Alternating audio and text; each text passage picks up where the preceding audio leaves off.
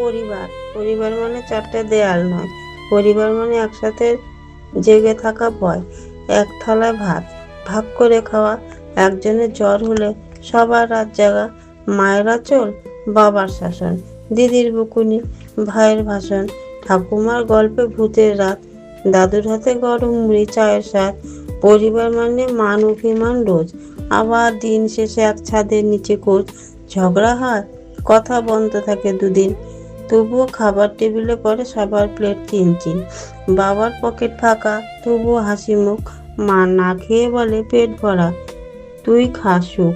সন্তানের সাফল্যে চোখে জল আসে, ব্যর্থ হলে সেই তো আবার বুকে টানে পাশে।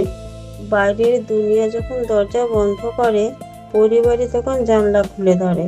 বন্ধু ছেড়ে যায়, প্রেমিক হারায়, পরিবার নামের গাছটা ছায়া হয়ে দাঁড়ায়। টাকা দিয়ে কেনা যায় না এ বাঁধন, রক্তের চেয়েও গাঢ় এর কাঁদন।